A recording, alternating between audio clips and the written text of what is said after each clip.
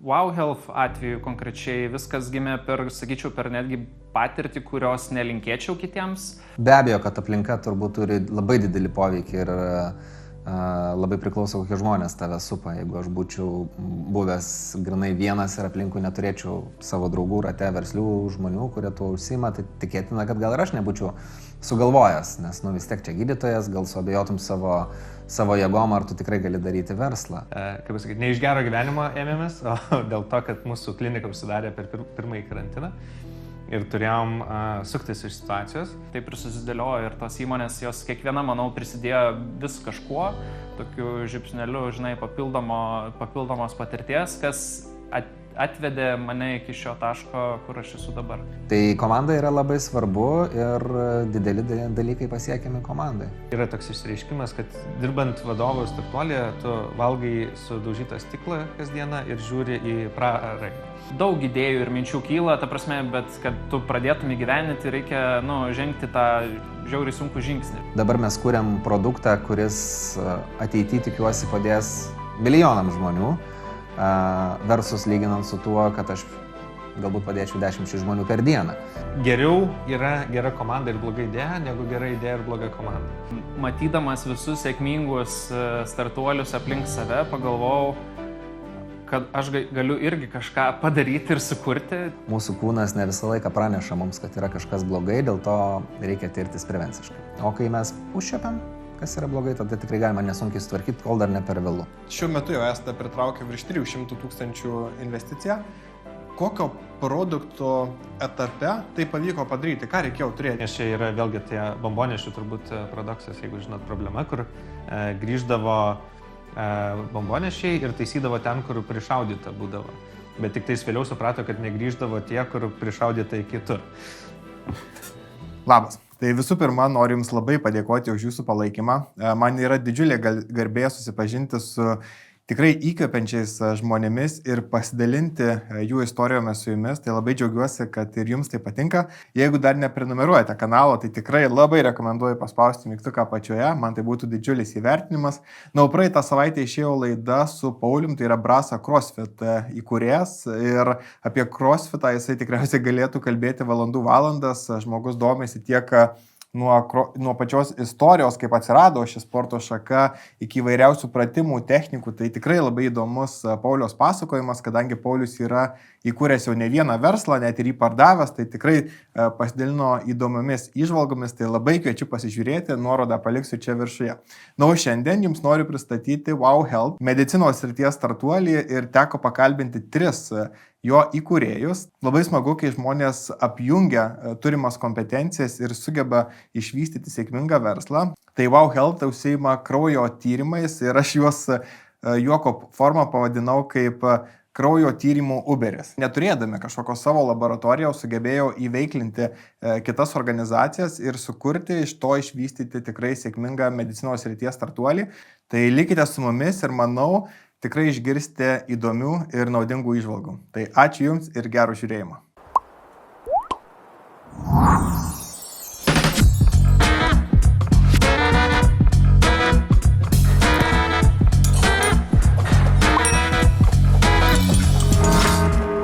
Visų pirma, tai aš noriu padėkoti už skirtą laiką ir kad sutikot pasidalinti savo patirtimi. Prieš ruošdamasis interviu ir skaitydamas visą informaciją apie Wow Health, man susidarė toksai įspūdis, kad tai yra, tiksliau, norėčiau tai pavadinti kaip kraujo tyrimai, kaip čia pavadinti, kraujo tyrimų Uberis. Realiai jūs kaip ir neturit savo ten centrų, kur priimat mėginius, bet viską padarėt, visą sistemą, tai iš tikrųjų tokia ganėtinai įspūdinga. Gal ir galit papasakot, kaip iš viso gimė sukurti šį produktą? Prieš tai visa mano, kaip čia pasakyti, visas backgroundas ateina iš IT srities ir aš labiau susijęs su informatika, programavimu, vadovavimu informatikams ir panašiai. Ir vienas iš verslų yra būtent apie tai. Bet Wow Health atveju konkrečiai viskas gimė sakyčiau, per netgi patirtį, kurios nelinkėčiau kitiems.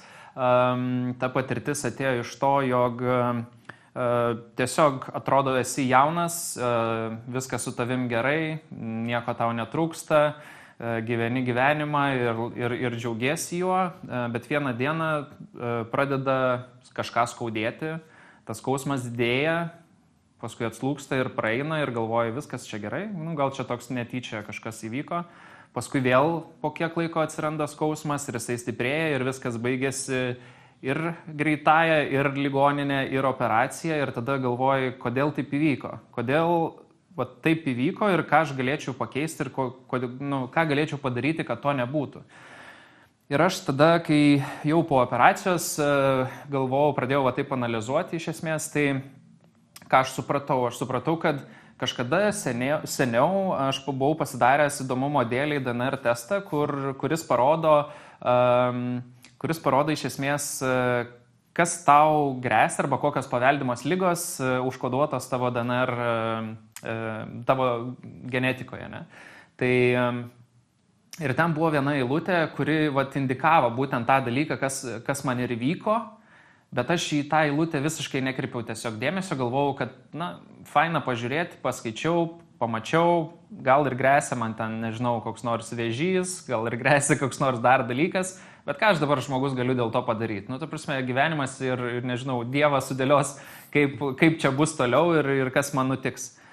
Ir aš, kai supratau, kad aš turėjau tuos duomenis prieš akis ir aš nieko tiesiog dėl jų nedariau ir nesekiau tos vietos savo, sakykime, kas matosi genetikoje, kas gali įvykti, atėjau iki to etapo, kaip ir minėjau, kur pradėjo kažkas skaudėti ir paskui baigėsi operacija ir aš visų šitų dalykų aš tikrai galėjau išvengti. Jų tikrai galėjo nebūti, jeigu aš tiesiog būčiau atkreipęs dėmesį į tuos rezultatus ir kažką su jais daręs, arba bent jau stebėjęs save, kad pamatyčiau, jog man kažkas nesidaro, neblogėja situacija, sveikatos ir panašiai. Ir to pasekoj pradėjau kelti mintis, o kodėl aš neinu tikrintis, kodėl aš nesidarau tų reguliarių kažkokių tyrimų, kodėl aš neseku, kokia mano sveikata. Ir prisiminiau tiesiog, turbūt daugelio mūsų patirtį valstybinėse institucijose, poliklinikose, kai tu ateini ir sako, tai kuo skundžiatės? Tai čia pirmas klausimas yra atėjus dažniausiai, tai paprastai, kai tu nori pasitikrinti, tu nieko nesiskundi, tiesiog nori ateiti ir įsitirti. Ir tada tau sako, jog taigi tu jaunas, tau viskas gerai, kodėl tu čia atėjai, kodėl tu čia užimi eilę, nes, žinai, yra žmonių, kurie serga, kuriems kažkas blogai ir panašiai. Ir tu iš tikrųjų tada jautiesi toksai galbūt ne savo vietoj, jautiesi, jog ta paslauga iš tikrųjų tokia kaip perteklinė, kur tau galbūt nereikėtų to daryti ir užimti čia kitų laiko, kad pasitikrinti, kad man viskas gerai, nes man viskas gerai, žinai, dar kartą tiesiog gauti tam patvirtinimą. Bet tie patys gydytojai, kai tu ateini ir kai tau jau yra kažkas blogai, sako, tai kur jūs buvote, kodėl jūs tiek laiko pas mus nepasirodėte, jums dabar jau yra tokia situacija, kuri yra ištaisoma ten tik taip ir taip ir taip ir pavyzdžiui, galbūt vienas iš būdų yra tik tais operacija. Tai iš visos šitos patirties, iš visos šitos informacijos iš esmės gimė ta idėja apie Wow Health, kai mes turime iš esmės pakeisti požiūrį į profilaktiką, į reguliarius sveikatos tikrinimus, į stebėjimą savęs, taip kaip mes stebime savo automobilį, keičiame stabdžius, keičiame filtrus tam, kad nesugestų automobilis. Lygiai taip ir mes turim stebėti ir save ir matyti patogiai, šiuolaikiškai, vadinkim taip, kas su mumis darosi. Tai ir tada šitą visą istoriją aš papasakojęs ir tą visą idėją, kad turi būti platforma, kurioje mes galėtumėm patys pasirinkti, kurioje klinikoje norime atlikti tyrimus, kaip jūs sakėte, Uberis, ne? Tai kad aš galėčiau išsirinkti kraujo tyrimus pagal mano gyvenimo būdą arba pagal man žinomas sveikatos problemas, patogiai ir bet kur kišenėje matyti visą tą informaciją ir būti kaip čia pasakyti, proaktyviu, stebint savo sveikatą, o ne kažkaip tai laukti, kol man kažkas įvyks ir tik tada reaguoti. Tai apie tai pakalbėjęs ir papasakojęs savo draugui Viteniui ir nutarėm, kad this is it, žinai, tai yra kažkas, kas slypi, kur yra problema, kur mes galime šitoj vietoj padaryti ir sujungti savo žinias Ir va taip mes susipažinom ir su Vytautu, kuris iš medicinos pusės atėjo ir kaip gydytojas įvertinti visą šitą idėją, su kuriuo viską ir išgryninom iš medicininės pusės, ir Vytenis su savo patirtim ir kitais verslais, ir kaip tą padaryti ir pastatyti. Ir mano IT backgroundas, iš kur atėjo visas tas, sakykime, mąstymas, kaip čia dabar digital formate visą tai padaryti ir padaryti suprantamai, aiškiai ir kiekvienam patogiu būdu ir pasiekiamai. Tai tokia istorija, kaip čia tas visas gimė. Tai... Aišku, tokia labai ir iš vienos pusės labai liūdna istorija, kad privertė toksais, kaip pasakyti, įvykis, bet iš kitos pusės labai smagu, kad pavyksta netgi tokiose situacijose ieškoti galimybių ir atrodytų, jeigu nerandi tai, kas toksai geras dalykas, tai gali ir pats sukurti. Bet ir paminėjot, kad sujungėt skirtingas labai kompetencijas. Tai gal galite ir trumpai priminti, papasakoti, ką prieš tai darėt? Nes prieš tai būtent ir kurdavot įvairius IT sprendimus. Taip, tai aš daug metų dirbęs Barclays technologijų centre ir su startuoliais konkrečiai. Pavyzdžiui, Rise Vilnius, jeigu kažkas atsimenat, buvo toks įkurtas fintech startuolių bendruomenė arba coworkingas.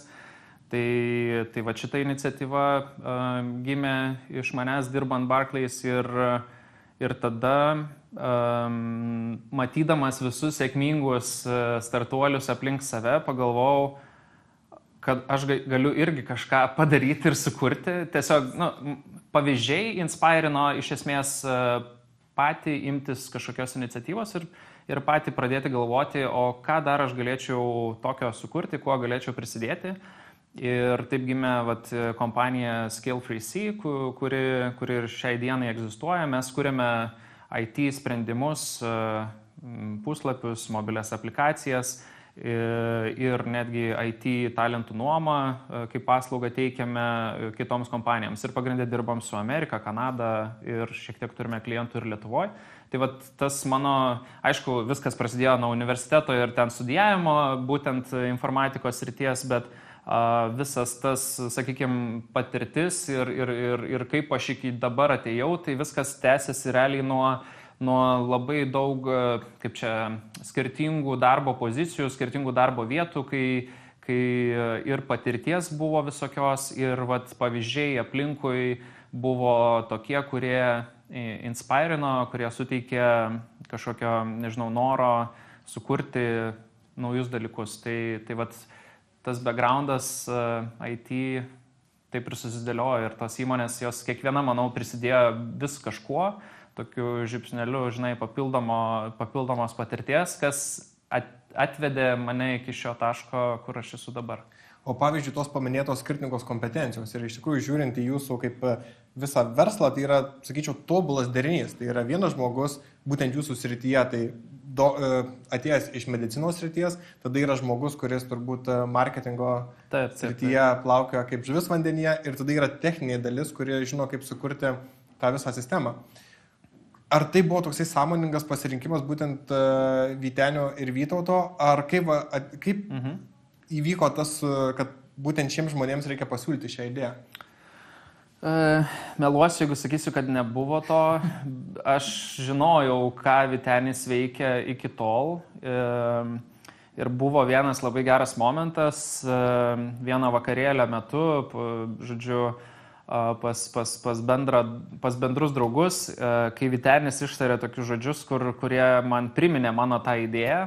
Iš tikrųjų, jinai tokia atsirado galvoje, kad reikia, bet daug idėjų ir minčių kyla, ta prasme, bet kad tu pradėtum įgyveninti, reikia, žengti tą žiauriai sunkų žingsnį, žinai. Tai ir sakau, to vakarėlio metu Vytenis sako, jeigu kas turit kokių idėjų apie mediciną, health dalykus, let me know. Ir ta prasme, man labai įdomu būtų išgirsti ir aš buvau šalia, kai aš girdėjau būtent tai, ką jis pasakė.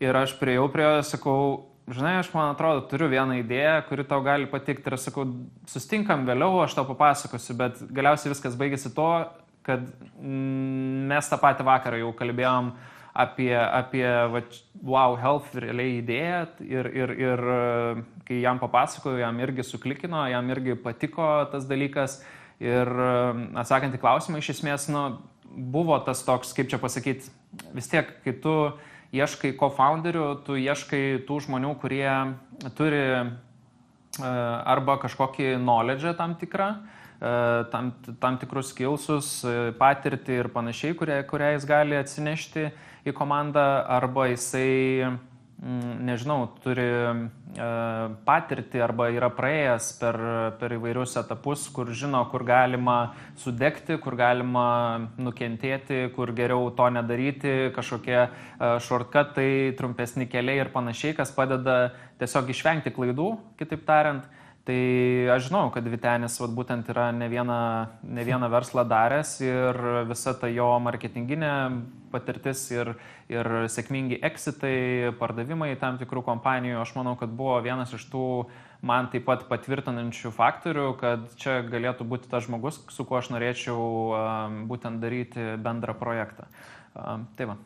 Tai jeigu taip pažiūrėtume, kaip ir paminėjot, kad yra daug tų idėjų, jų gimsta, įvairių pamatai kažkokias ir probleminės sritis, kažkokias, kur galėtume spręsti, dabar žvelgiant atgal atrodytų, tai, ką jūs kuriat, iš tikrųjų, kaip anksčiau niekas nekūrė, bet kur buvo tas toksai pagrindinis lemiantis veiksnys? Ar būtent atradimas taip sąlyginai ir netyčia co-founderių, ar kažkoks jau kitas dalykas, nežinau, kažkokie ir finansiniai dalykai, ar žinios, ar dar kažkas? Pati, manau, mintis kilo iš labai, kaip čia pasakyti, gal tas ryžtas atsirado iš to, kad mes supratome, kaip skirtingi žmonės iš skirtingų backgroundų suprato, jog ta problema egzistuoja ir tai problemai spręsti iš esmės nėra kažkokio profesionalaus arba aiškaus produkto, paprasto naudoti ir panašiai. Taip mes nagrinėjomės rinką, mes matėm, kas vyksta kitur ir mes ką pamatėme, tai kad tie produktai panašus egzistuoja ir jie visai sėkmingai egzistuoja. Mes supratome, kad yra dar begalės rinkų pasaulyje ir tu visą laiką gali būti Pepsiu, nebūtina būti Coca-Cola. Jeigu tu nori būti irgi sėkmingas pasaulyje, tai konkurencijos buvimas tai nėra blogas dalykas. Ir mes daug turime parduotuvių ir skirtingų verslų, kurie vienas su kitu konkuruoja ir jie vienas su kitu, kaip pasakyti, gali ir augti ir kažkam geriau, kažkam blogiau sekasi, bet iš esmės gali egzistuoti jie kartu. Taip pat ir čia, žinai, bet vienas iš pagrindinių dalykų, aš manau, buvo, kad pritarimas, kad yra tokia problema ir ją galime išspręsti ir kaip ir aišku, kaip išspręsti. Ir mes turime reikalingas kompetencijas tai problemai, su ta problema susidoroti. Tai medicininė sritis, tai yra Vytautas ir jo patirtis medicinoje. Tai yra Vytenis ir marketingas ir jo turėti, sakykime, kiti verslai. Ir mano IT backgroundas, tai žinojimas, kaip valdyti komandą, kaip kalbėti su programuotojais, kokių dalykų ir elementų reikia, kaip padaryti puslapį arba web aplikaciją arba tą pačią mobilią aplikaciją. Tai va, ir tai buvo toksai, kur tai darom. Tai gerai, tai susitinkam, pasišnekam, ko dabar reikia, pagal ką mes nuo ko atsispiriam. Ir tada jau prasidėjo jau visos kitos kalbos, kaip mes dabar turime išanalizuoti žmogaus kūną iš esmės ir kokie faktoriai yra svarbus ir kurie faktoriai parodo ir ar atskleidžia, kad su tavo sveikata kažkas yra negerai. Ir vienas iš tokių elementariausių ir tiesiog akivaizdžiausių būdų tai buvo kraujo tyrimai ir būtent tokiu būdu mes eidami nuo galvos iki kojų pirštų žiūrėjome, ką kraujas apie kiekvieną mūsų organą arba kiekvieną mūsų kūno dalį gali pasakyti. Ir pagal tai susidėliojom visus kraujo tyrimų paketus, kurie ir atskleidžia, ar tavo kepenis yra tvarkoj, ar su tavo skydliaukė yra viskas gerai, ar su širdim viskas gerai. Kitaip tariant, pagrindiniai arba esminiai tavo organizmo organai, kurie turi įtakos tavo bendrai, kaip pasakyti, sveikatai. Ir kraujas yra labai geras to dalykas. O toliau mes ten susidėliojom jau ir į ateitį, ką toliau darysim ir, žodžiu, kaip kraujas bus tik tais viena iš informacijos priemonių, bet šalia to dar bus visas kitas paketas arba kiti duomenys apie tavo sveikatą, kurie papildys kraujo duomenys. Tai, žodžiu, turim minčių, kaip toliau plėtoti šitą produktą, tai tikrai. Pradžioje, pavyzdžiui, kokio reikėjo kapitalo, kad va ta idėja, tie žmonės virstų realiu produktu? Galiu tiesiai šviesiai pasakyti, iš esmės reikėjo tik tais pinigų įmonės įsteigimui, o toliau viskas vyko, galim pavadinti savanoriavimo būdu arba bootstrapinimas. Bootstrapinimas, kai tu kuri produktą po darbo arba laisvų laikų, savaitgaliais ir panašiai. Tai taip ir vyko. Iš esmės mes metus laiko, galima sakyti, garaže sėdėdami kūrėme šitą produktą ir netgi su tuo pačiu mūsų pirmuoju programuotoju, kuris viską darė, tai mes ne atlygį kažkokį mokėdavom, bet tiesiog susitarėm, jog tai bus akcijų dalis, kurią mes suteiksime ir kuo mes dalinsime su tuo žmogum, paskui jeigu viskas pasiseks ir viskas bus, žodžiu, sėkminga. Tai kas ir įvyko. Iš esmės, tai mes po metų kūrimo, po metų darbo jau turėjome veikiantį produktą, kurį galėjome išnešti į išorę, į rinką ir pristatyti ir sakyti, štai yra daiktas, yra platforma, kurią jau galima pradėti naudotis ir jinai yra veikianti ir daranti savo darbą. Jinai nėra tobula ir ten pati geriausia, bet jinai jau gali pakeisti PDF-ą, žinai, kurį mes gaunam iš klinikos, kai pasidarom kraujo tyrimus. Ir tai jau yra, ir tas mūsų darbas, tas jau buvo, kaip pasakyti, didelis pokytis apskritai, kaip žmogus interpretuoja ir kaip, ką jisai mato ir ką jisai supranta gavęs tyrimų rezultatus. Nes čia viena dar viena iš tų slypinčių problemų, iš esmės, dėl ko reikėjo mūsų tą platformą gaminti, iš esmės, kai jūs gaunate PDF failiuką, jūs ten matot visokie pavadinimai ir visokie terminai ir aš, pavyzdžiui, anksčiau, tikrai patingėdavau nueiti ir visus išsigūglinti, kad suprasčiau, kas čia ką reiškia. Aš tiesiog žiūrėdavau, kur kažkas yra už normos ribų ir tiesiog atkreipdavau dėmesį į tai ir mano ten šeimos gydytoja arba paskambindavosi, pakomentuodavo, kad tau ten, nežinau, pagerk vitaminą D ir kažką, bet tiesiog nebūdavo nei laiko gydytojai, nei laiko man pačiam labiau įsigilinti, kas tai yra per tyrimas, kodėl čia galėjo taip nutikti arba kokią įtaką jisai man turi apskritai kaip organizmui. Ir ką aš dėl to galiu padaryti, kad pagerinti tą situaciją ir kad jinai nesikartotų. Kitaip tariant, tie visi terminai ir visa ta informacija buvo tokia kaip atskiras visiškai pasaulis ir tik medikai gali suprasti, apie ką čia eina kalba. Tai mes norėjom šitą vietą irgi pakeisti ir transformuoti visiškai, kad žmonės paprasti, kurie iš skirtingų backgroundų, iš skirtingų specialybių suprastų mediciną paprastai žodžiais, ir jiems būtų visiškai aišku, kokius tyrimus jie darosi, ką jie reiškia, kada jie gali blogėti, kada jie gerėja ir ką jiems reikia daryti, kad tiesiog rezultatai iš raudonų, zonų grįžtų į žalias zonas ir kad tu kuo ilgiau išliktum sveikas ir kad viskas su tavim būtų gerai. Aš nepamenu dabar, ar tai buvo Vytauto citata ar jūsų, bet būtent, kad žmonės yra linkę daugiau sumokėti, kad įspręstų problemą kažkokią pasigydyti, bet labai mažai nori investuoti į prevenciją, kur ir paminėjot, tas tendencijos siekimas turbūt ir yra toksai pagrindinis dalykas, kas leidžia numatyti, kas gali nutikti ateityje. Mokėti pinigus už hipotetinį dalyką visiems yra labai sunku. Mokėti pinigus už problemos sprendimą yra labai paprasta, nes tiesiog sumokė pinigus problema išspręsta. Tai mūsų dilema produkto būtent ir yra viena iš tokių, kur žmogus nelabai supranta, kokią vertę mes duodame, arba nelabai supranta, kokių ligų arba problemų sveikatos jisai išvengia, dėl to, kad tiesiog tikrinosi ir laiku koregavo arba pradėjo vartoti medikamentus, papildus ir panašiai, ko jis išvengia. Nes mes neturime kaip parodyti, kad jeigu jis to nebūtų daręs, jam būtų, pavyzdžiui, kepenų cirozė, jam būtų, nežinau, kokia nors kita lėtinė liga, nuo kurios jisai turėtų dabar vartoti vaistus kiekvieną dieną, daryti tyrimus, o galbūt ir ten visokias operacijas ir taip toliau, kas kainuotų ten tiek ir tiek pinigų. Tai va čia ir yra esmė. Čia tas pats, kaip tu nežinai, kokią žalą tu padarysi, jeigu nesikeisi stabdžių kaladėlių. Tai kai jis nebeliks stabdžių, į kažką trenksis.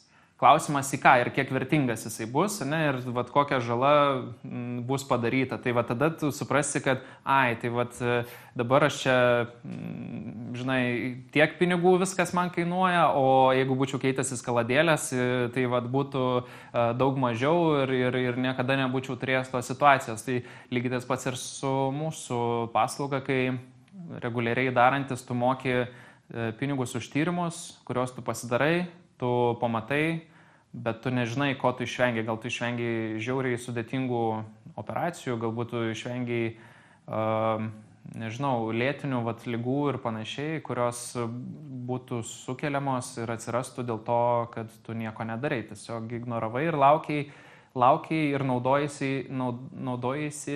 ta proga, kad tu esi sveikas ir kad viskas yra šiai dienai, yra viskas su tavim gerai. Tai apie tą medicinę dalį aš tikrųjų norėčiau dar plačiau pakalbėti su Vytautu. Pirma, tai Vytautai aš noriu padėkoti, kad skiriat savo laiką ir dalinatės savo patirtimi. Mes su Dariumi jau kalbėjom apie tai, kad labai smagu, kaip į projektą susijungia labai tokios skirtingos kompetencijos. Vienas žmogus yra grinai techninis, kitas užsiima marketinginę pusę, jūs paėmėte būtent tą medicininę pusę. Gal ir galim prieiti, man teko skaityti apie istoriją, kaip su Darium, ne tai, kad turbūt susipažinot anksčiau, bet vienas iš verslų buvo įkurtas, kai Darius atvyko į Dubajų. Vytenis atvyko. Atsiprašau, Vytenis atvyko į Dubajų ir kaip ir nuo to laiko gimė Hair Clinic, jeigu aš neklystu. Taip. Kaip jūs atsidūrėte tam Dubajui? Aš išvykau pasibaigęs visas savo studijas Lietuvoje. Ir turėjau tokią seną svajonę pagyventi Jungtinės Arabų Emyratuose, nes prieš tai buvau atostogavęs ten kelis kartus ir man labai patiko šalis, miestas Dubajus. Ir išsikėliau savo tokį tikslą, kad aš ten vieną dieną gyvensiu. Tai po visų mokslų išvažiavau ieškotis laimės, ieškoti darbo, tai pakankamai sėkmingai ten viskas susiklostė ir pasilikau keliams metams.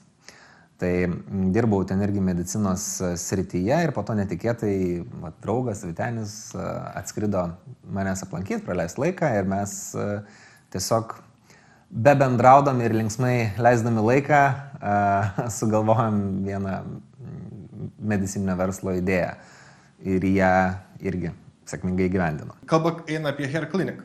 Taip. Kaip pasakyti, kaip ir gimė ta idėja, kaip sugalvojo tą idėją, kodėl, ar kažkaip, nes kiek teko žiūrėti interviu, labai daug ir užsiimat analizavimo rinkų. Ta prasme, žiūrit, koks yra potencialas rinkos, tiek ir su Wow Health, tarkime, sprendimas į Vokietiją eiti, jis irgi labai paremtas skaičiavimo, tiek ir, tarkime, pasižiūrėjot, kiek gali būti potencialiai klientų. Na be abejo, tai kiekvienas verslas turbūt prasideda nuo analizės, ar jisai iš vis reikalingas. Tas pats buvo ir su plaukų transplantacija. Arabų Emyratuose yra labai populiari paslauga, visa Middle East regione iš tikrųjų labai populiari ir mes pradėjom žiūrėti, kas darosi Baltijos šalyse. Tais metais tuo metu praktiškai niekas ten nedarė, Rygoje buvo tokia viena tik tai klinika ir dėl to nusprendėm, kad yra poreikis. Ir tiesiog būti pionieriais rinkoje, tai matyt, tas ir buvo pagrindinis faktorius, kodėl pakankamai pasisekė. Iš tikrųjų, studijų metais aš žinojau, kad mane be abejo labai traukia medicina, bet man patinka ta medicinos verslo pusė. Ir tiesiog darydamas tokius projektus, kaip startuolis, ar sakykime, ten vadovaudamas klinikoms, tu kuri, manau, ne ką mažesnę vertę negu sėdėdamas kabinete, ar ne, ir priimdamas, sakykime, ten 10 pacientų per dieną, kas ir būtų tas standartinis normalus gydytojo darbas. Dabar mes kuriam produktą, kuris ateityje tikiuosi padės milijonam žmonių, versus lyginant su tuo, kad aš galbūt padėčiau 10 žmonių per dieną. Tai manau, kad gydytojai tikrai gali užsiminėti inovacijom, gali kurti medicinos produktus ir tai turėtų būti sveikintinas dalykas. O ko reikia iš tikrųjų, kad medicinos atstovai, kurie pašventė savo gyvenimą, būtent kaip ir paminėjot, šiais ryčiai, tai reikia daugybės metų, kad įsigilintum, ko reikia, kad daugiau tų inovacijų atsirastų, daugiau tų verslų atsirastų ir netgi iš savo galbūt asmeninės patirties? Na, aš manau, visų pirma, tai priklauso nuo žmogaus personalijos, asmenybės. Tai kas ko nori. Aš žinau tikrai daug kolegų, kursiokų, kurių noras yra grinai dirbti su pacientu ir tai yra fantastika. Jie yra nuostabūs specialistai. Yra žmonių, kurie masto truputį galbūt kitaip. Jie turi tas asmeninės savybės, verslumą, vadybinius sugebėjimus ir tas savybės galima tiesiog pritaikyti ir panaudoti kitose sritise. Ir vienas ir kitas variantas jie yra geri. Be abejo, kad aplinka turbūt turi labai didelį poveikį ir labai priklauso, kokie žmonės tave supa. Jeigu aš būčiau buvęs grinai vienas ir aplinkui neturėčiau savo draugų rate, verslių žmonių, kurie tuo užsiima, tai tikėtina, kad gal ir aš nebūčiau sugalvojęs, nes vis tiek čia gydytojas, gal suabejotum savo jėgom, ar tu tikrai gali daryti verslą. Bet kai tu turi užnugarį, kai susitinka komanda su skirtingais gebėjimais, tada įgauni, kaip sakau, sparnus ir kolegos tave pastumia į priekį.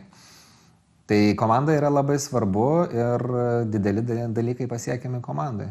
Nes netgi tikėtina, kad dirbant medikų Dubajuje, tu uždirbi tikrai kur kas daugiau negu kurdamas startuolį arba privačią kliniką.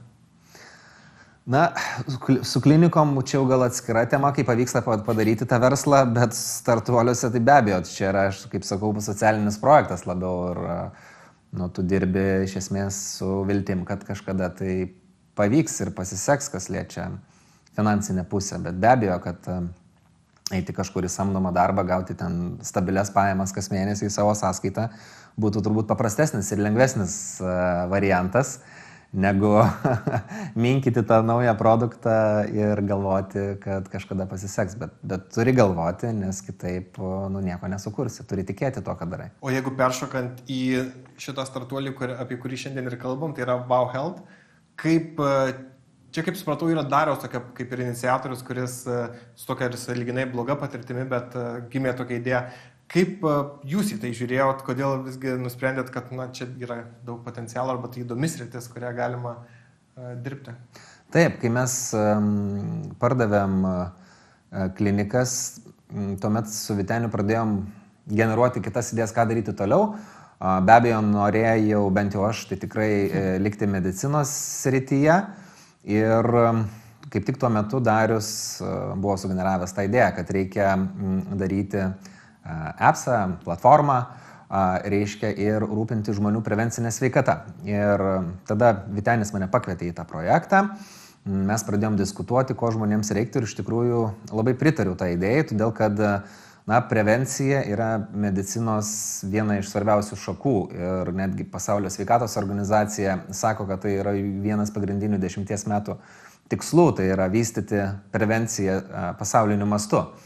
Nes, logiška, kad mūsų tikslas yra visų pirma išsaugoti žmogaus sveikatą ir padaryti taip, kad, jisai nesikreiptų į klinikas tada, kada jam jau kažkas skauda. Ir iš tikrųjų galime išvengti labai daug lėtinių ligų, tirdamiesi prevenciškai. Taip pamastėm, kad tai yra prasminga veikla ir prasmingas projektas. Vėlgi nieko panašaus Lietuvos rinkoje tuo metu nebuvo, pasauliniu mastu be abejo buvo. Ir nusprendėm daryti Wow Health. Bet atrodytų tokia rinka, jinai kaip ir, atrodytų medikų rankos, atrodytų, kad tu toje srityje startuolį, kad sukurti, atrodytų labai sudėtingas tas įėjimas į rinką. Tai labai stipriai reglamentuojamas sritis, mediciniai duomenys ir visi kiti dalykai. Taip, medicina apskritai labai stipriai reglamentuojama, kas yra logiška ir gerai. Taip, teko įsikurti kliniką, patapti juridiniu asmeniu, licenzijuotą kliniką tam, kad galėtume vykdyti tą veiklą digital health srityje. Visam pasaulyje iš tikrųjų yra taip. Žmonės yra įpratę prie tos tradicinės, senoviškos medicinos, bent jau Lietuvoje, kuomet eina pas savo šeimos gydytoją, ten atlaukia eilutėje, tada gauna kažkokius tai tyrimo atsakymus, tai gerai, jeigu ten šeimos gydytojas toks geras, kuris viską aiškiai paaiškina, bet yra ir tokių variantų, kur žmogus gauna kažkokį ten PDF-ą ir nieko nesupranta ir tada vėl bando užsirašyti, kad jam paaiškintų. Ir, žodžiu, labai komplikuotas ir nepatogus procesas, ko pasiekoje žmonės baidosi eiti į poliklinikas, todėl kad tai gaišina laiką, tai yra nefaina, nepatogu ir dėl to būtent kreipiasi tada, kada jau skauda. Ir mūsų tikslas yra pakeisti tą žmonių mąstymą ir padaryti taip, kad jiems būtų smagu įsitirti prevenciškai ir kad tas procesas būtų kuo paprastesnis. Tai būtent tą su savo platforma mes ir bandome pakeisti, kad galima tai būtų atlikti grinai iš savo kompiuterio. Vienintelis dalykas, kur reikia nueiti, tai priduoti savo veninį kraują partnerių laboratorijai. Labai priklauso, kokius tos kraujo tyrimus mes atliekame. Turime įvairiausių tų vadinamų paketų. Turim tą vadinamą bazę, kuomet labiau tokius pagrindinius kraujo tyrimus atliekame ir iš tikrųjų iš jų galima nemažai pasakyti. Apskritai apie mūsų pagrindinės organizmo sistemas, ar tai būtų kepenys, ar inkstai, ar širdies kraujagyslių sistema ir panašiai. Ir tikrai labai dažnu atveju pacientai, kurie neturi jokių fizinių nusiskundimų, pamato, kad visgi su jų sveikata nėra iki galo viskas gerai. Tai yra tokių nebylių dalykų, kaip tarkim, cholesterolio kiekis kraujyje, kur žmogus tarsi nieko nesiskundžia, nieko jam neskauda, bet pasižiūrim, kad blogojo cholesterolio yra nenormos ribose, kas didina riziką susirgti širdies kraujagyslių ligom, insultų, infarktų ir kitom ligom. Tai iš tikrųjų tokių pacientų daug. Ar to pačio vitamino D tikrai begaliai pacientų trūksta, nors jie nieko nejaučia. Ir tai irgi turi labai didelį įtaką žmogaus sveikatai. Tai tokių pavyzdžių daug ieškoti nereikia. Vienas mūsų kolega irgi atostogavo Italijoje ir, kaip jisai sako, labai kiekvieną vakarą Aperol špricus kokteilius geriau, ten po vieną, po du, sako, taip, atostogų ritmu. Ir po to grįžusi čia pas mus pasidarė tos prevencinės tyrimus ir žiūrim, kad kepenų fermentai jau labai pavojingoje riboje yra. Ir iš tikrųjų tada jau mūsų gydytojai paskyrė jam ten fermentų, aišku, patarė, kaip elgtis teisingai su alkoholiu ir panašiai, ir jam visą tai susitvarkė. Bet kitas žmogus, kuris nebūtų tyręsis, tai tikėtina, kad gal ir toliau būtų piknaudžiavęs ir tikrai tada jau pasiekmes būtų rimtos. Mūsų kūnas ne visą laiką praneša mums, kad yra kažkas blogai, dėl to reikia tirtis prevenciškai. O kai mes užčiapiam, kas yra blogai, tada tikrai galima nesunkiai sutvarkyti, kol dar ne per vėlų. Prieš tai kaina paketo bazinio buvo virš 50 eurų, dabar to pirminio, kur yra 49. Čia turbūt yra marketinginis dalykas, apie ką aš norėsiu pakalbėti su Vyteniu. Visų pirma, tai Vytenė labai noriu tau padėkoti, kad tu skiri savo laiką ir daliniesi savo patirtimi. Tavo patirtis iš tikrųjų yra labai įdomi. Dabar mes kalbėjom daugiausia apie Wow Health, bet prieš tai tu daug darėjai skirtingų projektų. Nuo to paties ZenPR, kuris turbūt irgi padėjo daug žmonių išpopuliarinti savo produktus. Tvarkytojai dar prieš tai buvo, dezinfekuojam, Hair Clinica, Wow Health, iš tikrųjų labai platus spektras įvairių projektų. Kas tave patraukė, būtent, kodėl nusprendėjai eiti į tą entrepreneurystę, į tą verslumą tokį? Aš turiu tokią taisyklę, kad kiekvienais metais, pažvelgus į save metai atgal, turiu būti labai daug sužinojęs ir patobulėjęs kelius žingsnius į priekį. Ir dėl to turbūt čia vienas iš pagrindinių tokių variklių, imtis vis naujų idėjų, iššūkių ir panašiai, kad kažką išmokti. Aš nenoriu būti labai kažkokios vienos gal srities specialistas, man yra labai įdomu mokėti daug dalykų po truputį. Nes tai padeda ir visų pirma bootstrapinant verslą, gali susikurti realiai visą bazę iš esmės daugiau mažiau pats savo jėgomis.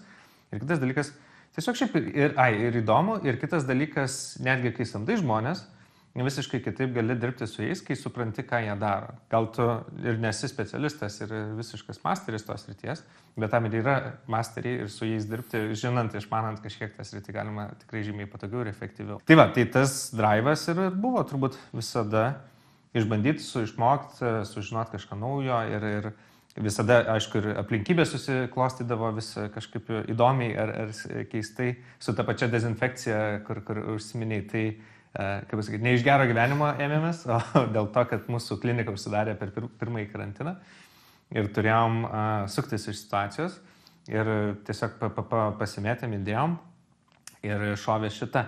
Ir labai įdomu šiaip su dezinfekcija buvo, kad turėjom nemažai tų projektų, nemažai ten dezinfekavom tų objektų ir tikrai stengiamės, ruoždavom, aš ten pats sėdėdavau su švirkštais, darydavau, skiesdavau, ten matuodavau milimetrais visus tuos skėdinukus dezinfekantų. Bet po metų perskaičiau New York Times'uose straipsnį, kad virusas labai neilgai išsilaiko realiai ant paviršiaus, ten iki valandos, pusvalandžio ir panašiai. Tai iš principo tas darbas jisai buvo toks biškį kaip ir per nieką. Tai labai suskaudo širdį, bet tuo metu mes nuoširdžiai tikėjom, niekas dar to nežinojo, visi irgi tikėjo, tai galvojom, kad darom gerą darbą. Bet, tai žodžiu, esmė, kad tiesiog tos aplinkybės visada kinta ir aš noriu kisti su jomis kartu. O pavyzdžiui, jeigu žvelgiant į tuos projektus, atrodytų Hair Clinic ir tas pats dezinfekuojam yra labai toksai, techniniai projektai. Wow Health arba ten, tarkime, ZenPR yra labai tokie, inovatyvūs, platforminiai. Aš netgi su Darium pajuokavau, kad ruoždamasis interviu, aš Wow Health net norėjau palyginti kaip kraujo tyrimų Uberis. Taip. Jūs realiai neturit savo tyrimų bazės, jūs realiai panaudojat turimus išteklius, turimą infrastruktūrą ir sukuriat produktą, kuris, mano manimu, iš tiesų yra labai geras ir vertingas. Grįžtant prie tų pirmų produktų, prie to ZenPR pavyzdžiui, kaip vystėsi šitas projektas? Taip, tai iš to noro vis kažką sužinoti, išbandyti ir panašiai ir susivedė, nes aš pirmus 2 kursus universitete dirbau PR agentūrai. Tai realiai sužinojau, kaip vyksta PR'as, sužinojau, kas yra pranešimas spaudai, kaip jisai siunčiamas, kaip jisai rašomas ir taip toliau.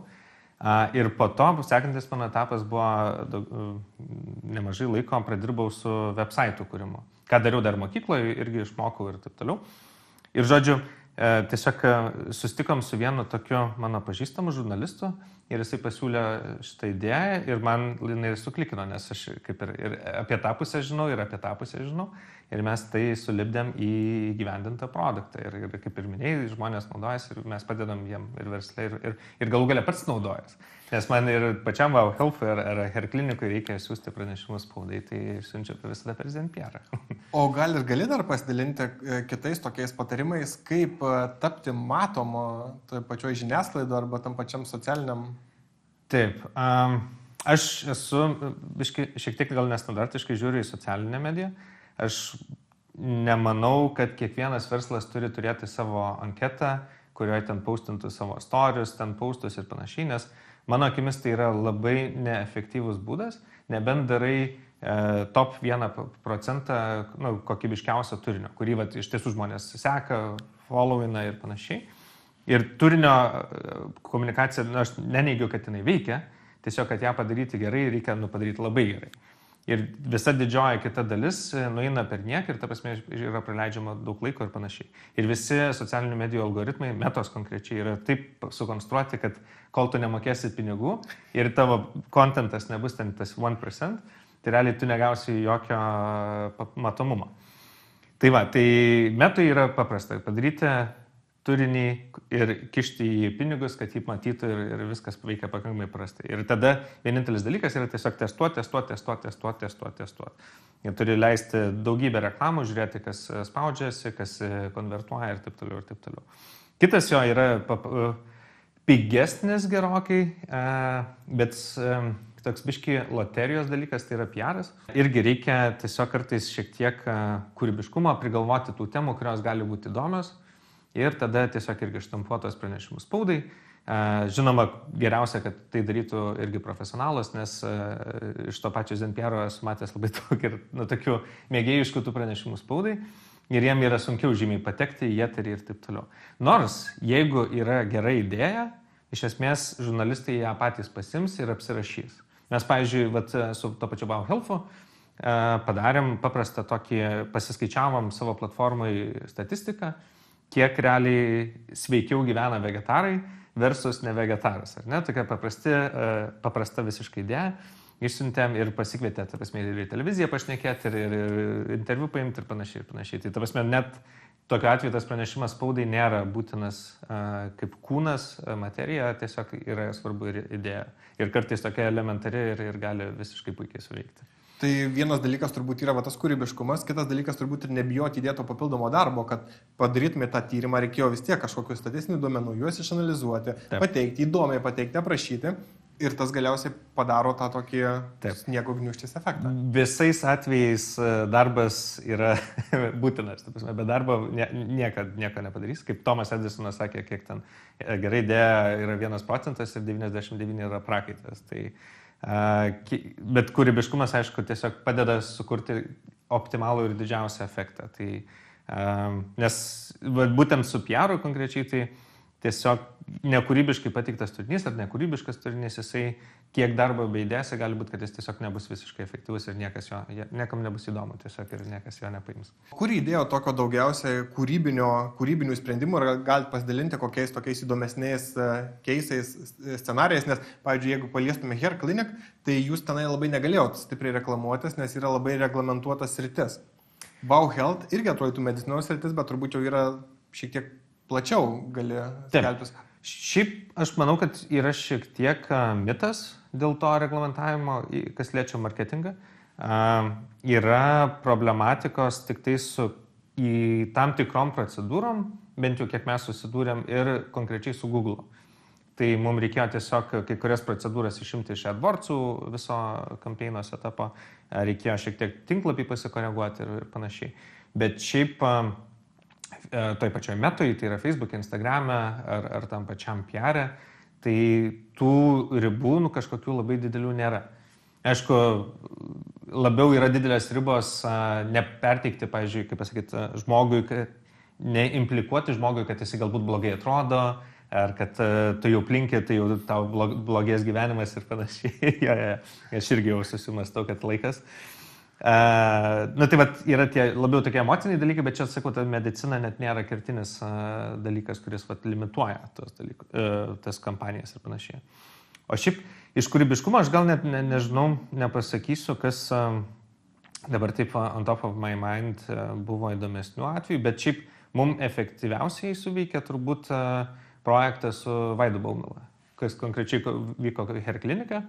Šiaip mes eksperimentavom ir su mažesniais influenceriais ir taip toliau, ir tas aš irgi turiu savo gan skeptišką nuomonę į tą rinką, bet mes, pavyzdžiui, su Vaidu darėm tiesiog labiau projektą, ne kad jisai viešintų, o kad mes tiesiog pasinaudotume tokiu žinomu vardu ir labai ilgai rinkomės žmogų, kuris tiktų, kad jisai būtų mėgiamas, kaip pasakyti, visų auditorijų ir panašiai. Tai Vaidas buvo labai labai puikus eksponentas, pavadinkim, su kuria dirbam ir kuris atnešė labai stiprių rezultatų. Ir įkūrėt Hair Clinic, kurie, aišku, niekas neskelbė duomenų, iš kiek pardavėt, bet, kaip suprantu, tai yra sėkmingas išėjimas iš verslo. Ir sukūrėt startuolį. Atrodytų toksai, taip, prieš tai kūrėt irgi platformas, bet paskui jau perėjo tarsi prie tokio grinai medicinos, prie tokio techninio dalyko ir tada nusprendėt kurti inovaciją ir startuolį. Viskas suvedė iš anksčiau, ta prasme. Aš digital dalykus, ta prasme, platformų kūrimo, programavimo, dizaino ir panašiai dalykus išmaniau iš dar agentūros laikų, iš tvarkytojų, iš NPR ir taip toliau. O medicinę dalį, vėlgi susipažinau su reglamentavimu, su kaip gydytojai veikia, kaip tam tikri sveikatos dalykai veikia, irgi kartu su Vytautu vystydamas tą kliniką. Tai tie du tokie pagrindiniai, turbūt pagrindinės ašys mano know-how susivedė į tokį produktą.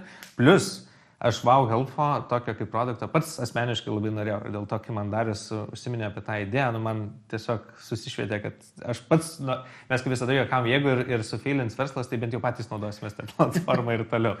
Nes, iš tiesų, norėjosi tokio dalyko ir dėl to labai smagu dirbti prie produkto, kurio tiki ir kurio naudą supranti pats labai puikiai. Tai...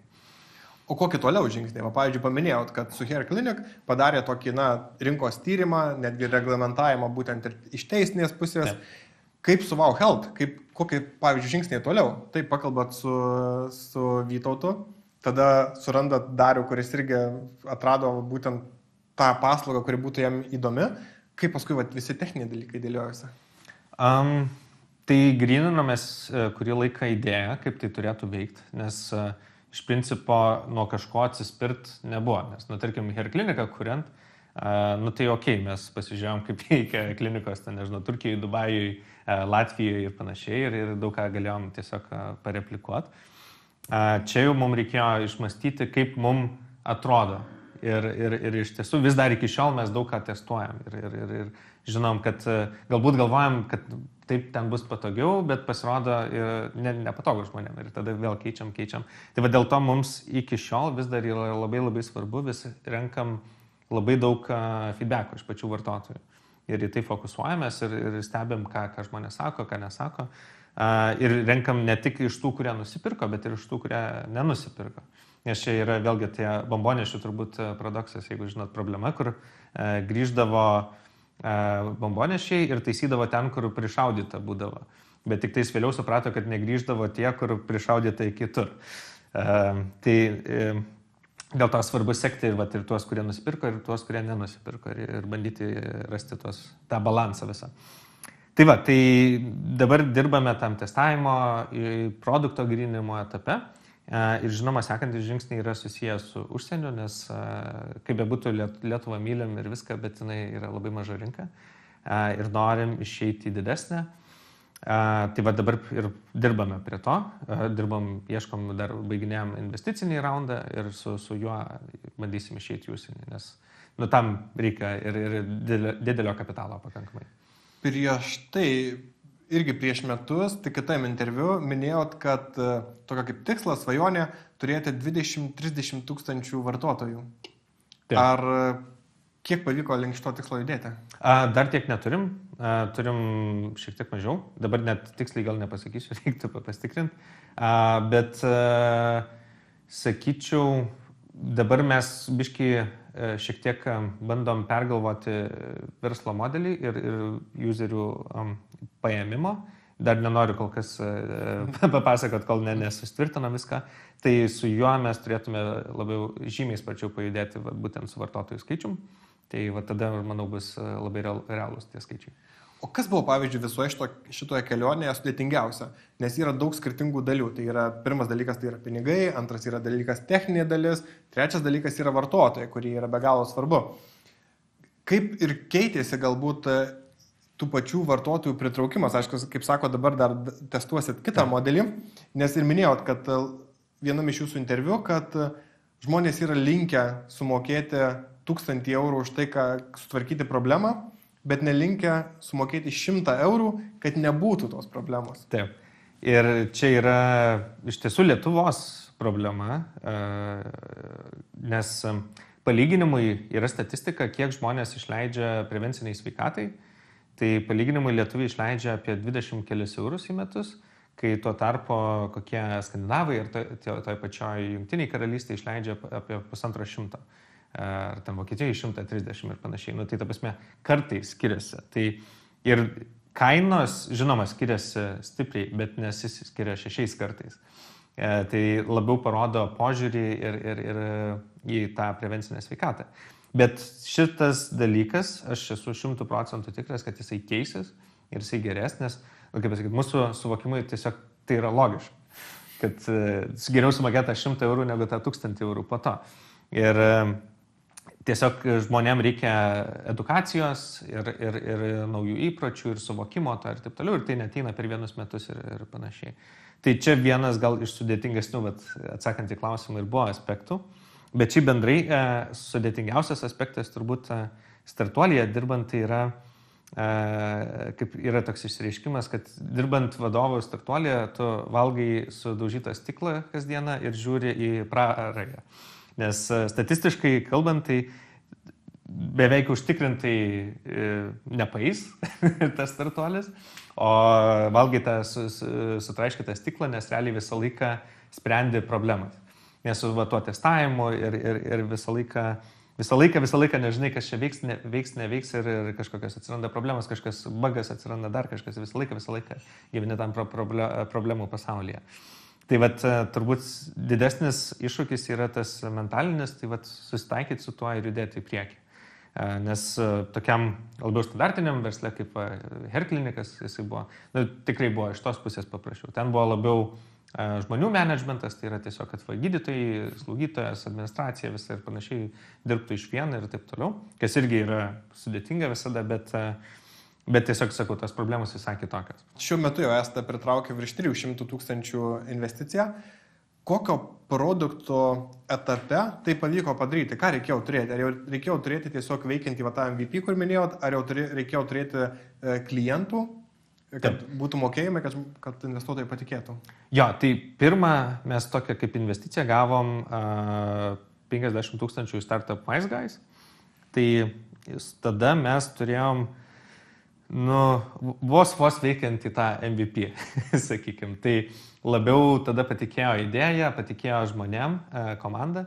Ir iš tiesų, kiek su investuotojai šneku, tai jeigu ankstyvuose etapuose vyksta investicija, tai žiūri, kaip pasakyti, geriau yra gera komanda ir bloga idėja, negu gera idėja ir bloga komanda. Tai čia aš labai džiaugiuosi, kad daug kas mumis pasitikėjo ir manau, kad nenuvilsim. Bet sekančiam etape, nes dabar jau susitraukiam 380 sumoj, tai buvo jau su pirmu judėjimu. Ta prasme, jau parodėm, kad žmonės naudojasi, kad yra atsiperkamumas kažkoks, tik tai reikia augti, tobulinti ar produktą, žiūrėti kitas rinkas ir panašiai. Tai tam jau reikėjo šiokio tokio įrodymo, kad kažką veikiančio turim ir žmonės tuo naudojasi ir jam tas patinka. Dėl didesnių investicijų, ką planuojam ateityje, tada labai svarbu yra planas. Nes jeigu turi, pradžiai sakau, kažkas jau lyg veikia, tu gausi tokią maždaug dydžio investiciją. Jeigu norėsi didesnės, svarbiausia yra, ką su tuo veikiančiu produktu tu gali padaryti. Tai dabar prie to ir dirbame ir čia yra mūsų tas naujas iššūkis, pavadinkime. O pati rinka, jinai yra sudėtinga ganėtinai, ar jūs, kai turėjau tam medicinės kaip ir srities patirties, jau žinojo tam tikrus dalykus, nes atrodo toksai, labai sunkiai reglamentuotas sritis ir atrodo ateiti kažkam, atrodo, kaip galima ateiti kažkas, neturėdamas savo klinikos ir sujungia projektus. Taip. Jeigu būtume neturėję klinikos anksčiau ir nebūtume žinoję to reglamentavimo, tai arba būtume jau paskendę vaudose, arba būtume, išleidę teisininkam labai didelius pinigus, nes tas labai mums pagelbėjo, nes jau žinojom visus, kai turi pamatus, tada statyti ant viršaus yra labai paprasta. Tai mes jau žinojom visus pagrindus, žinojom, ko reikia, kaip tas veikia, kur kreiptis ir taip toliau ir taip toliau. Tai tas tikrai buvo labai stipri pagalba. Bet šiaip sakyčiau, jo, nelengva, reglamentacija yra didelė, bet aš visada pabrėžiu, kad įstaigos, kurios tą tvarko, yra visada pakankamai draugiškos ir tikrai padeda. Ir žmonės šneka ir paaiškina ir taip toliau, tai tikrai visame šitame kelyje visada labai džiaugdavosi, kad visos specialistės būdavo labai malonios ir pagelbstinčios. Mes su Vytautu jau kalbėjom apie tai, kiek apskritai kraujas, jo tyrimų, jų analizavimas ir panašiai gali užkirsti daug įvairių ligų, bet kiek žinau, pas jūs irgi vien šitą prevencinę priemonę viskas neapsiriboja. Taip. Jūs norite ir DNR įtraukti, ir judėjimą, ir kitus appsus, ir tuos pačius išmaniuosius laikrodžius, žiedus ir panašius dalykus. Kokia dar, kaip pasakyti, kas mūsų laukia, ką galima sulaukti iš Wow Health? Taip. Tai jau net dabar mes, kad ir nedideliam, bet esam šiek tiek žingsnėje priekį, nes gydytojas pas mus vertina ne tik kraujo tyrimų rezultatus, bet ir žmogaus su atsakytą klausimyną. Tai yra vėlgi kraujo tyrimo rezultatai žiūrimi vienaip, jeigu galų gale esi vegetaras, ar tu esi visaėdis, rūkai, nerūkai, sportuoji, ar turi kažkokią anamnezę, ar ligas šeimoje ir taip toliau ir taip toliau. Kitas dalykas, kad kai atliekamas ne pirmas tyrimas, vėlgi gydytojas stebi jau dinamiką, kas irgi yra labai svarbu. Nes dažniausiai kitose paslaugų tiekėjuose Lietuvoje tai pasižiūri tavo tą PDF-ą, kur gavai dabar, čia blogai, čia gerai ir viskas to pasibaigia. Ir ta prasme, jau mes žengiam šiek tiek nedidelį žingsnį į priekį, nagrinėdami šiek tiek daugiau to konteksto. Ir čia ir yra visa esmė, kad kuo daugiau konteksto yra, tuo gydytojui yra geriau galima išvelgti tas potencialias sveikatos problemas. Tai kaip ir minėjai, sekantis mūsų žingsnis yra DNR tyrimai. Jie atliekami vieną kartą, bet iš esmės jie parodo tam tikras genetinės predispozicijas, rizikas ir panašiai. Ir vėlgi, jeigu žmogus yra linkęs genetiškai labiau į diabetą, mes kitaip vertinam tam tikrus kraujo rodiklius ir tada duodam atitinkamai, kaip pasakyti, individualizuotus patarimus ir panašiai. Tai čia yra svarbus žingsnis ir dar vienas svarbus žingsnis yra, tai vat, kaip mes skaidom, genetinis tyrimas yra būtent jau įgimtas dalykas, kraujo tyrimas yra tavo tas kas kelių mėnesių situacija giluminės sveikatoje.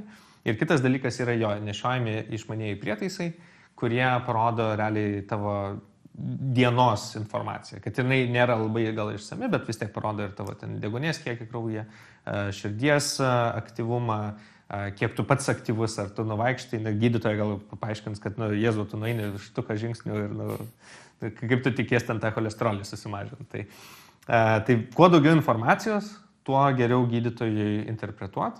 Ir kažkada, žinoma, tam tikri procesai automatizuosis, ta prasme, gydytojai padės greičiau susivesti galus, bet gydytojų šiaip nenorim išimti iš šito proceso, nes jisai gali pamatyti kartais geriau net negu tas kažkoks AI ir panašiai mechanizmas, kurių mes jau esam testavę rinkoje, tikrai neprilyksta gydytojo akiai. Ir kitas dalykas yra svarbus ir psichologinis aspektas, kad, sakykime, pasidarai kraujo tyrimus, tau ten AI surašo ten tas tenas, ok, cool. Bet kai gydytojas pasako, kad tau reikia daryti tą ir tą ir tą, tu psichologiškai visiškai kitaip priemi ir esi labiau linkęs tą daryti, o mūsų tikslas, kad žmogus būtų sveikesnis. Tai dėl to norim ir tą visą procesą optimizuoti. Su Vytautu pajuokavau, kad čia reikės jau turbūt Vytenio klausti iš marketinginės pusės. Anksčiau bazinis produktas kainuodavo virš 50 eurų, jeigu aš neklystu, ar 60 ar 56 eurai. 69. Dabar 40 su trupučiu. Ar tai yra būtent marketinginis žingsnis, kad... Jo, buvo net periodas, kai ir šiek tiek mažiau darėm, bet iš esmės dabar vėlgi mes eksperimentavom su tuo baziniu paketu, kiek mes to kraujo analičių ištiriam. Ir yra toks slidus balansas, kad padarysi pigiau, tu gal paimsi daugiau vartotojų, bet tu mažiau jiems pasakysi. Bet paimsi daugiau, tu daugiau pasakysi, bet tada mažiau vartotojų paimsi. Tai mes vis ieškojom to balanso, kur būtų optimalus būdas ištirti kuo daugiau, kad žmogui kuo daugiau informacijos pasakyti, net ir tam, kuris tik tai tą bazinį planą pasiema, bet tuo pačiu ne užkelti tos kainos, kad daugam nebūtų priimtina jinai. Tai dabar manom, kad jau priėjom prie to galbūt subalansuoto varianto Lietuvoje. Bet dar visai neseniai jį čia pakeitėm tą planą, tai dar laukiam rezultatų, kaip čia visi KPI pasikeis, suvažiuos ir panašiai. Ir pastebėjau, čia aš jau asmeninės patirties, kad atrodytų, kai renkėsi tuos paketus, labai akcentuojami bėgikai. Ar jiem iš tikrųjų reikia labai daug tyrimų, ar visgi tai yra tokia labai tikslinė auditorija, kuri investuoja galbūt į save? Ir taip, ir iš tiesų istorija tai buvo tokia, kad metų pradžioj mes tiesiog padarėm tokį kaip susitarimą su tokiu bėgikų klubu Vilniuje.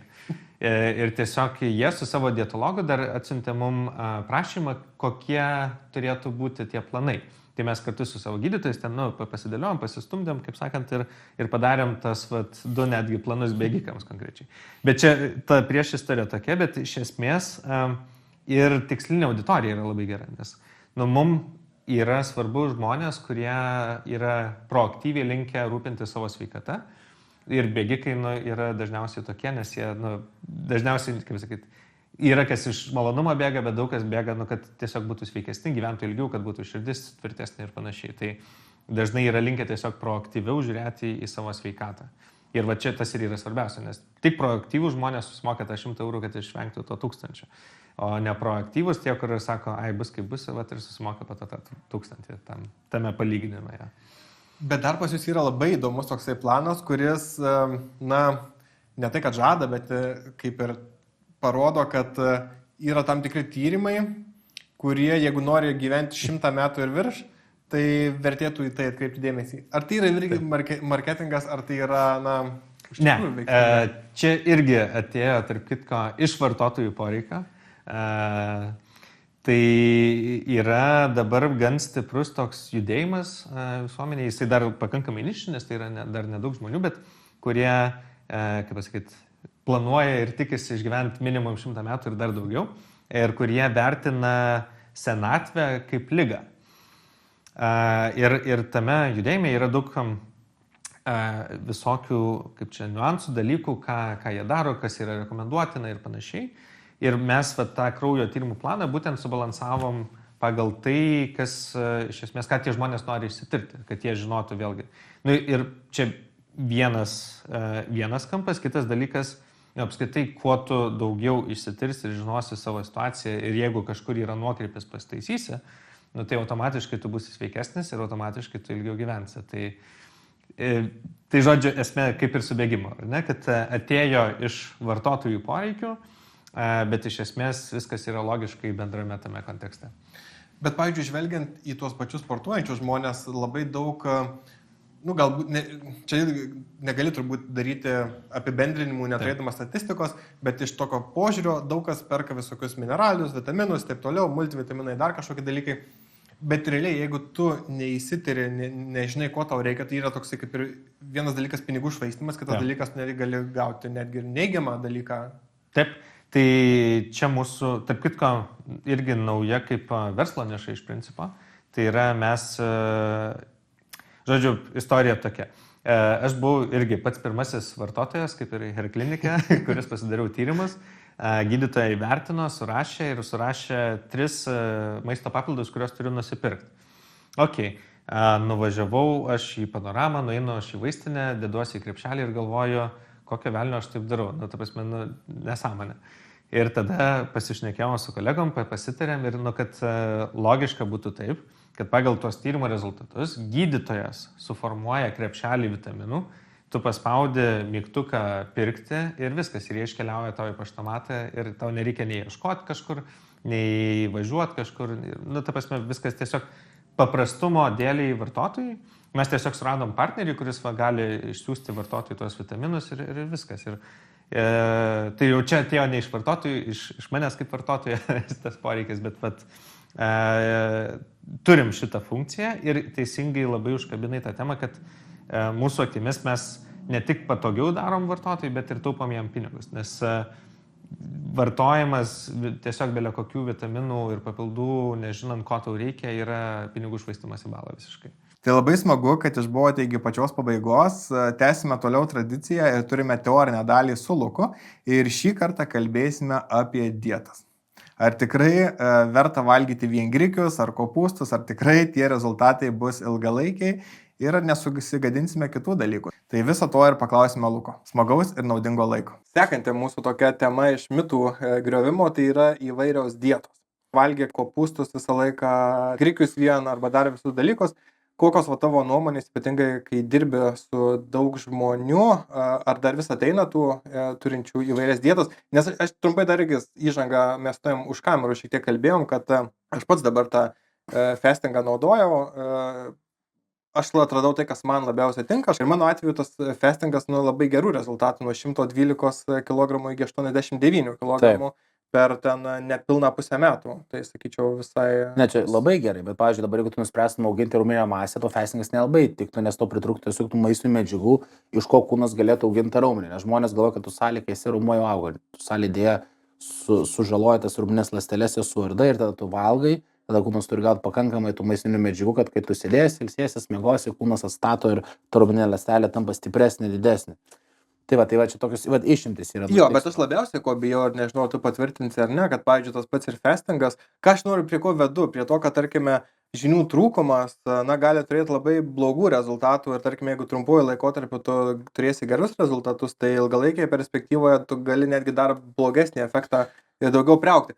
Link kur aš vedu, kad tas pats fastingas, pavyzdžiui, jeigu ar jį naudojant irgi, pavyzdžiui, nesuslėtini medžiagų apykaitos, nes, tarkime, jeigu tu nevalgai ten nuo 16-18 valandų, valgai ten 6-8, tai galbūt jeigu tu vėl grįžtum prie normalaus, organizmas jau šiek tiek ir kitaip žiūrėtų į tas medžiagas ir... Jo, tai kas liečia tą medžiagų apykaitą, lėtėjimą ar greitėjimą, tai jo organizmas visą laiką adaptuojasi, ką mes darom, priprantam. pripranta visą laiką ir, žodžiu, adaptuojasi prie visko, ką mes darom. Tai jeigu mes valgome 1 kalorijų kiekį, tai organizmas vis tiek adaptuojasi prie to maisto, kurį valgome ir to kiekio.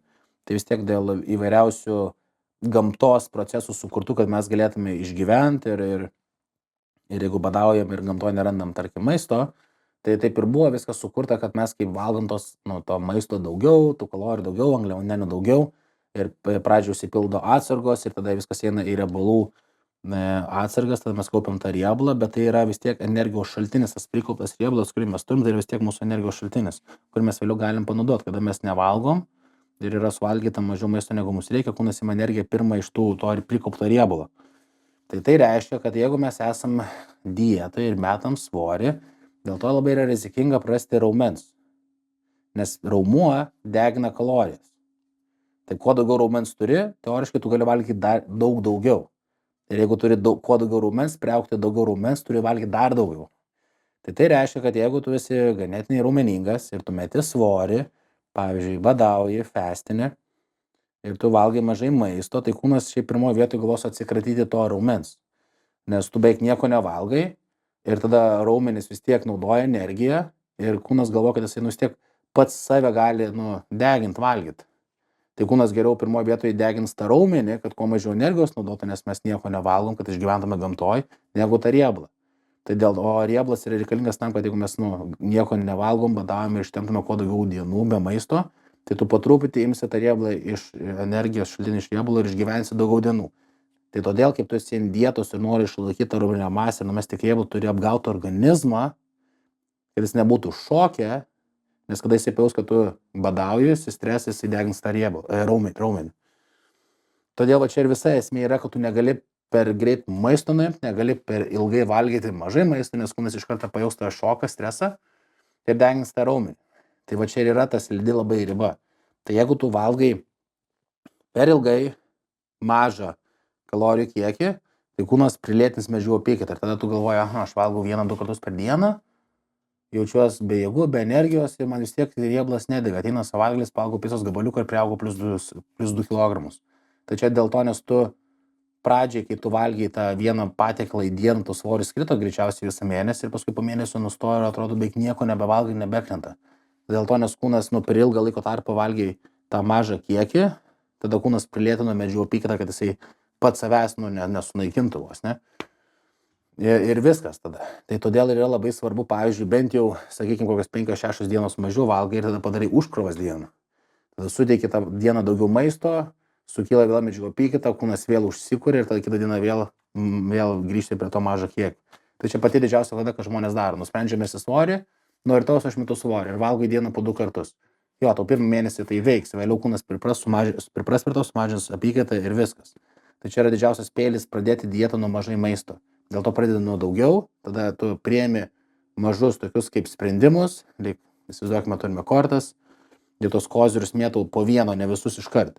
Tai pradžiai pamažinu, tarkim, valgau dieną 2000, sumažinu 200 gramų, svoris krenta 2-3 savaitės nustoja, kūnas priprato, vėl pamažinu 200, tada kardio pradedu ne iš karto valandą daryti, o pradedu daryti 15 minučių. Jau 15 minučių iškart darydamas jau man veiks.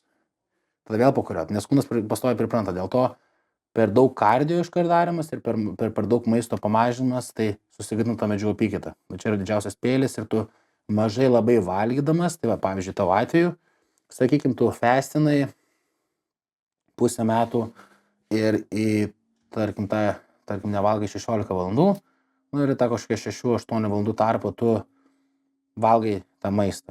Ir jeigu tu suvalgai irgi 1-2 maisto patiekalus ir kažkokį nesveiką maistą, tai suvalgai, tai tada tiesiog tavo kūnui trūks sveikųjų tų medžiagų, tai sveikųjų riebalų kokių, tada mėsos, tai baltymo.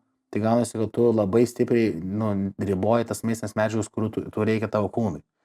Tai jeigu tu visą dieną nieko nevalgai ir tą mažą laiko tarpą sutalpini saldainių arba ten kažką, tai pagalvok per pusmetį, ilgą laiko tarpą, kiek tavo kūnas negauna maistinių medžiagų. Tai reiškia, kad tavo plaukai gali slinkt, odos problemų gali turėti, ar mes masės gali prarasti, nes mums vis tiek kūnui visom kitom funkcijom irgi reikia to pačio baltymo, riebalo, ne tik tiesiog raumenim priaugti ir svorio numest. Tai va čia yra didžiausias peilis, ką gali padaryti ir žmonės taip ir susivaro savo sveikatą, medžiagų apykaitas, skydliaukė, tada kraujo tyrimą pasidarė irgi su kepenim, mato problemų yra, tai dėl to, kad tiesiog norėjo kuo greičiau svorio numest, badavo, ir va čionais vat ir labai stipriai ir būna ta slidi labai riba. Dėl to geriau ir duoti tam kūnui visas tą pilną vertę dietą. Tai bet aš kaip dirbu su klientas ir aš duodu tą pilną vertę dietą, kad per visą dieną ir gautų to baltymo kiekio tinkamo iš skirtingų baltymų šaltinių, tada ir kad ir būtų ir vaisių, ir daržovių būtų. Taip pat su maisto papildais irgi koksai vegetaras, veganas, tai tada labai to reikia, kad gautų irgi, pavyzdžiui, geležies, vat moterim ypač reikia, jeigu mėsos nevalgo, tai vat papildas irgi būtinas. Aišku, atlikus tą kraujo tyrimą pasižiūrėjus, bet tai va čionais yra, tos blogiausios dietos ir yra, kur vos ne tik grikių arba kefyro dieta, nes tu negauni tų maistinių medžiagų. Tai kaip mums, pagalvokit, reikia odai, plaukam, nagam, ląstelėm regeneruotis, mums reikia tų maistinių medžiagų. Tai jeigu tu valgai tik tais pizzą, margaritą, kur tenais yra tik tais angliavandeniai, vos ne tešla ir sūris, tai kaip kūnas gaus to maistinių medžiagų, tas pas namą statant mums reikia gerų statybinių medžiagų, kad mes pastatytume tą namą. Tas ir su mūsų kūnu.